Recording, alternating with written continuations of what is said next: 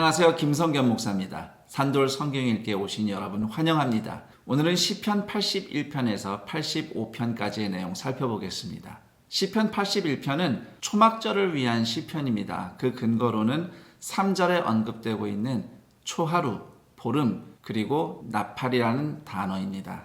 이 세 가지가 다 등장하는 절기가 초막절입니다. 일곱째 달 초하루가 나팔절이에요. 추수가 끝나고 8일 동안 감사하는 절기입니다. 그리고 그달 보름이 초막절입니다. 이스라엘의 출애굽 구원을 기념하며 광야 시절 장막 생활을 재현하는 절기입니다. 1절에서 5절은 절기 축제로의 초대이고요. 6절에서 16절은 절기 예배에서 들은 말씀을 소개하는 내용입니다. 하나님의 목소리로 그 말씀이 기록되어 있는데요. 더 자세히 구분해 보면 6절에서 10절은 출애굽 구원과 시내산에서 받은 언약의 말씀에 대해서 이야기하고 있습니다. 11절에서 12절은 이스라엘의 불순종을 지적하고요. 13절에서 16절은 하나님의 말씀을 듣고 순종할 것을 촉구하는 내용입니다. 몇 가지 내용 좀 더 살펴보겠습니다. 우선 7절, 하나님이 무리바에서 백성을 시험하셨다, 이렇게 적고 있는데요. 출애굽기 17장 7절을 보면 사실 이스라엘 백성이 하나님을 시험한 것입니다. 그렇다면 시편 81편은 하나님 입장에서 조금 더 그때 일을 너그럽게 풀어서 말씀해 주신 것이라고 볼 수 있습니다. 그리고 8절, 들으라, 히브리어로 쉐마입니다. 신명기 6장 4절을 모티브로 하고 있어요. 9절에서 10절은 출애굽기 20장 2절 3절을 그대로 인용하고 있습니다. 정리해보자면 시편 81편은 초막절이 단지 추수감사 축제가 아니라 광야 시절 이스라엘의 불순종을 기억함으로써 오늘 하나님께 순종할 삶을 다짐하는 절기여야 한다는 것을 노래하는 시편이 되겠습니다. 시편 82편은 신들을 심판하시는 하나님의 말씀을 담은 시편입니다. 여기서 신들은 당시 세상의 왕들 또는 통치자들을 지칭한다고 해석하면 됩니다. 고대 근동에서는 이스라엘 주변의 이방 왕들이 모두 신의 아들들 또는 신으로 추앙을 받았었죠.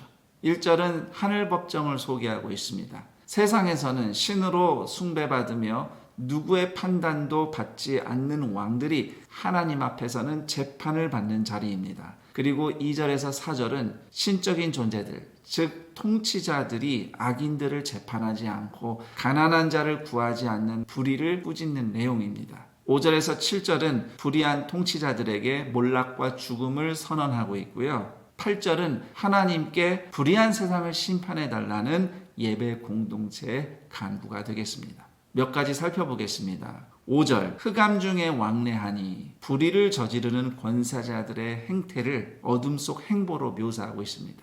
6절, 하나님이 통치자들을 신들 또는 지존자의 아들들이라고 부르시는데요. 그들이 정말 신이어서 그렇다기보다는 백성을 책임지고 다스릴 고귀한 직분과 신성한 기회를 부여받았기 때문입니다. 그러나 맡은 직분이 신성하다고 해서 그 사람도 무조건 거룩한 것은 아닙니다. 시편 82편의 고발처럼 심지어 더 큰 악을 행하기 쉬운 죄인이죠.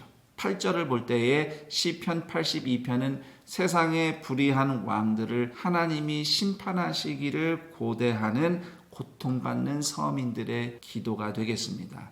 하나님은 성전에서의 예배 활동만큼이나 사회 정의를 중요하게 여기십니다.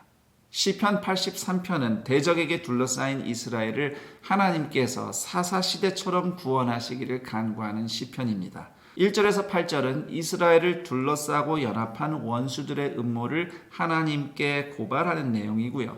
9절에서 12절은 사사시대처럼 이스라엘을 대적의 손으로부터 구원해달라는 간구입니다.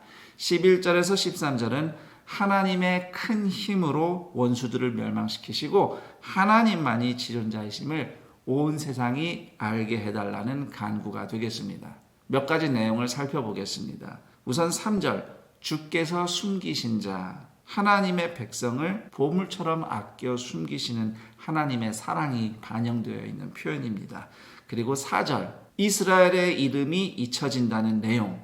실제로 주후 130년에 이 안타까운 사건이 일어났습니다. 유대 반란을 진압한 로마 황제 하드리아누스가 아예 이스라엘의 이름을 역사에서 지우겠다는 목적으로 이스라엘 땅을 블레셋 땅, 즉 팔레스티나라고 부르기 시작했어요. 그래서 오늘날까지도 이스라엘 땅이라고 안 하고 팔레스타인 땅이라고 부르는 겁니다.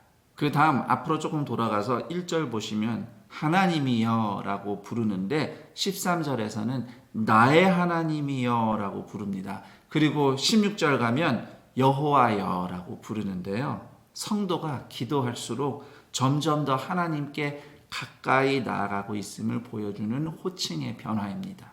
정리를 해보자면 시편 83편의 현실은 1절에서 외치듯이 하나님이 침묵하시는 것 같은 현실이에요. 그러나 기도자의 입술이 침묵해서는 안 되겠죠. 이것이 중요합니다. 하나님이 침묵하시는 것 같은 때에도 기도 소리는 침묵하지 않아야 하는 것이지요. 어떤 상황에서도 하나님께 기도할 수 있는 근거는 성도의 개인적인 체험보다도 하나님이 이스라엘을 구원하신 역사입니다. 시편 84편은 예루살렘 성전을 사모하는 찬양 시편입니다. 성전을 찾아 여행하는 순례자의 시편으로 보입니다. 1절에서 4절은 성전에서 누리는 행복을 노래하고 있고요. 5절에서 7절은 순례길에 하나님이 주신 힘을 얻는 행복에 대한 노래입니다. 8절 9절은 주께서 기름 부으신 자를 위한 기도인데요. 우선은 이스라엘 왕을 의미하고요. 궁극적으로는 메시아를 위한 기도가 되겠습니다. 그리고 10절에서 12절은 다시 성전에서 누리는 기쁨을 노래하고 있습니다. 몇 가지 내용 살펴보겠습니다. 4절, 주의 집에 사는 자들. 성전에서 야근하는 사람은 있어도 사는 사람은 없거든요. 아마 3절에 성전 관내에 둥지 틀고 사는 새들을 두고 하는 표현인 것 같아요. 성전 순례자는 성전에 둥지 튼 새를 부러워할 정도로 하나님의 임재를 사모하고 있습니다. 그리고 5절에 시온의 대로, 우리가 종종 사용하는 언어예요. 그런데 대로라고 하니까 탄탄대로 떠올리는데 아닙니다. 6절 보시면 시온으로 가기 위해 눈물 골짜기를 지나가야 합니다. 여기서 눈물 골짜기는 예루살렘 남서쪽 르바임 골짜기이거나 예루살렘 동쪽의 광야길일 수 있습니다. 어느 쪽이든 걸어가기 힘든 고통스러운 도로예요. 그래서 눈물 나게 힘들어도 하나님을 기대하며 버티고 지나가는 길이 시온의 대로입니다. 그리고 6절에 이른 비, 건기 끝에 가을을 알리는 비인데요. 그래서 시편 84편의 배경은 가을절기인 장막절로 보는 학자들이 많습니다.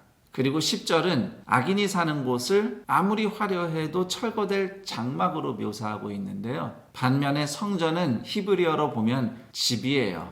영구한 처소로 묘사되어 있습니다. 정리해 보자면 시편 84편에 묘사된 성전을 사모하는 마음은 예수님의 성전된 성도 공동체를 향한 우리의 사랑을 돌아보게 합니다. 그리고 성도는 눈물 골짜기를 지날지언정 하나님을 향하는 길, 시온의 대로를 선택하는 사람입니다. 시편 85편은 이스라엘의 죄를 용서하시고 구원해 주시기를 간구하는 기도입니다. 바벨론 포로기가 끝난 이후의 상황으로 보입니다. 1절에서 3절은 하나님이 베푸신 구원, 특히 1절에 포로된 자들을 돌아오게 하신 구원을 회상하고 있습니다. 4절에서 7절은 하나님께 이스라엘 공동체를 구원해 달라고 간구합니다. 8절에서 13절은 구원의 완성을 향한 하나님의 비전이 담긴 말씀입니다. 몇 가지 내용을 살펴보겠습니다. 우선 1절, 죄를 사하시고 원어를 그대로 직역하면 죄를 들어 올려 제거한다는 말입니다. 참으로 예수님이 십자가 위에 들어 올려지심으로써 우리의 죄도 들어 올려져 제거되었습니다. 그리고 6절, 다시 살리사에서 다시가 히브리어로 돌아오다라는 뜻도 있어요. 그래서 6절은 생명이 돌아와 살아나게 한다는 뜻이 되는 겁니다. 그리고 10절, 11절에 진리, 히브리어로 에메트라는 말이죠. 신실하심이라는 말입니다. 성경이 말하는 진리는 약속대로 구원하시고 행동하시는 하나님의 신실하심을 뜻합니다. 더 나아가서 11절에 진리가 땅에서 돋아난다. 신실한 성도들이 일어난다는 뜻입니다. 시편 85편에서 최고의 구절을 하나 뽑으라면 10절이 되겠습니다. 의와 화평이 서로 입맞추었으며 하나님의 의 앞에서 우리 죄가 드러나지만 오히려 하나님의 용서로 화평이 이루어집니다. 이 말씀이 온전히 성취된 곳이 예수님의 십자가입니다. 정리하자면 하나님은 우리를 돌아오게 하시는 동시에 죄인인 우리에게 먼저 돌아오시는 하나님이십니다. 그 사랑의 성육신이 예수 그리스도이십니다. 여기까지 시편 81편에서 85편까지 살펴봤습니다. 그러면 저는 여기서 인사드리고 다음 시간에 다시 뵙겠습니다. 감사합니다.